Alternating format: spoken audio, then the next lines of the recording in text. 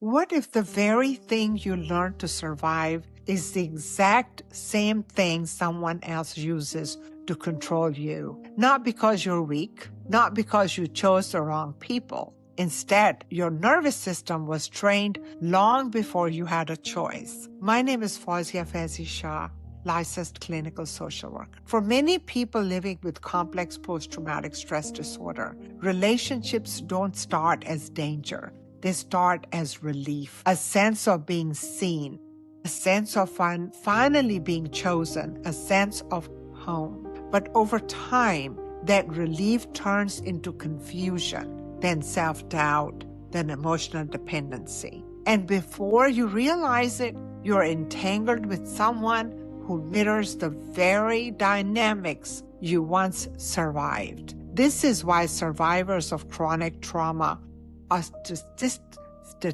statistically more vulnerable to manipulative relational patterns, including narcissistic abuse. So here are some of the things that are happening beneath the surface. Complex PTSD is not just about memory. It's about conditioning. When someone grows up in an environment marked by unpredictability, emotional neglect, or control, their brain and body adapts through what we call trauma bonding and intermittent reinforcement conditioning. The nervous system learns love is inconsistent, safety must be earned, connection requires self-abandonment. So when you meet someone charismatic, intense, and emotionally compelling, someone who offers just enough validation followed by withdrawal, it feels familiar. Not safe, but recognizable. This is where the cycle locks in.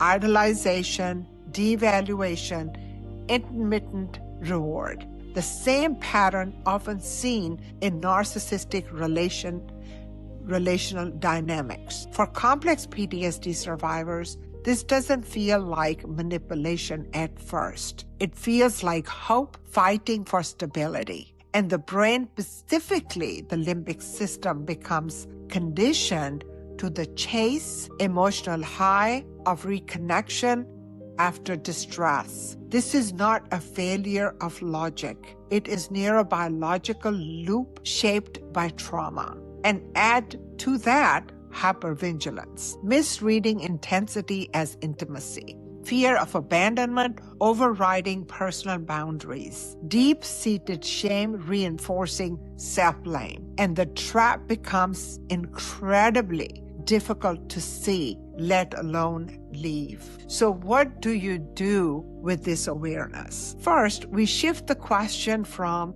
why do I keep choosing this? To, what was I trained to tolerate? And why does it feel like love? So healing from complex PTSD isn't just about leaving harmful relationships. It's about rewiring the internal blueprint of safety. It means learning that calm can be connection, that consistency is not boring, it's actually secure, that your needs are not liabilities, and most importantly, that your survival strategies were never your identity. If this resonates, start small. Notice what feels familiar versus what feels safe. They're not the same thing, by the way. And if you're in this cycle right now, know this: you're not broken, you're patterned. And patterns can be unlearned. Healing becomes with self-awareness, finding supportive friends, mindful